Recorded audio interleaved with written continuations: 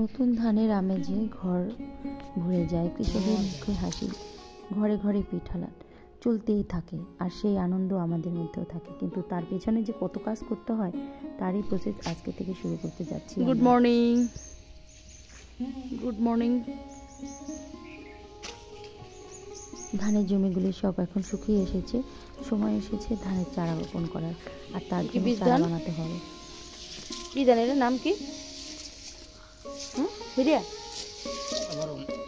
কি দেন ব্যবস্থা করতে আছে।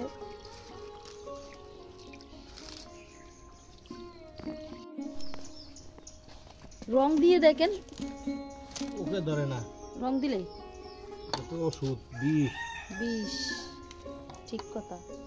আর এদিকে কলা পাতা দিয়ে তারপরে ঠিক করা হচ্ছে ডালার মধ্যে, এটার মধ্যে বীজ ধান রাখা হবে। 2 দিন লাগবে গজালে যে।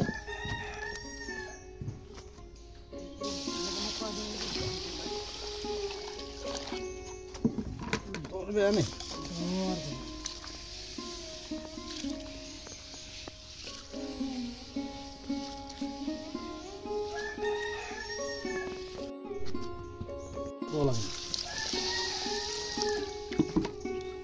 বীজ ধানটাকে রং করা হয় কারণ পোকায় না ধরে, সেই জন্য। তারপর এখন ভালো করে ধোয়া হয়েছে। কালকে ভিজে গেছিলে না 24 ঘন্টা? 24 ঘন্টা ভিজানোর পরে এক রাত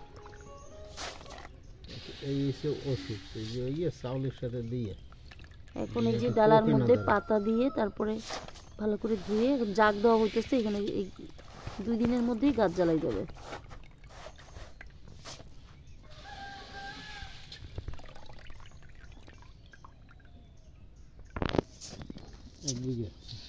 ও 2 কেজি বীজ ধান 1 বিঘা জমি লাগানো যাবে।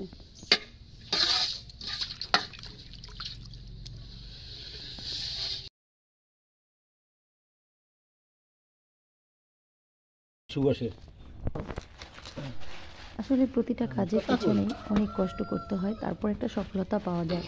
আর এখানে এই যে ধানের সময় চলে এসেছে ধানের মৌসুম। এখন বীজ ধান চারা ধান বানানোর সময়। আর সেজন্য কৃষক বা প্রত্যেকটা গৃহস্থ মানুষ কত কষ্ট করে তারপরে একটু ধান ফলানো হয়। আসলে দেখো, ধানগুলিকে ভালো করে রোদে দিয়ে একটু গরম হলে পরে সেখান থেকে পানিতে ভিজিয়ে তারপরে তুলতে হবে। তারপরে উঠিয়ে এভাবে করে একদম ভার দিয়ে রোদের মধ্যে জাগ দিতে হবে, মানে গরম দেওয়াকে এখানে জাগ দেওয়া বলা হয়। ভালো করে জাগ দিয়ে সেখান থেকে উঠিয়ে আবার 1 দিন পরে আবার একটু ভিজিয়ে ধুয়ে দিতে হবে, ব্যাস হয়ে যাবে গজ। দেখো আমাদের আজকের এই ধানগুলিতে যে খুব সুন্দর কিন্তু গজ হয়েছে, যে আবার আমরা ধুয়ে আবার রোদে রেখে দেবো, ব্যাস। এরপরে হয়ে যাবে বড়, অনেক বড় হয়ে যাবে গাছগুলি। যে বেশ হয়েছে, বাট আরও বড় হলে আমরা জমিতে ফেলতে পারবো। তো বন্ধুরা, ভালো থাকো সবাই।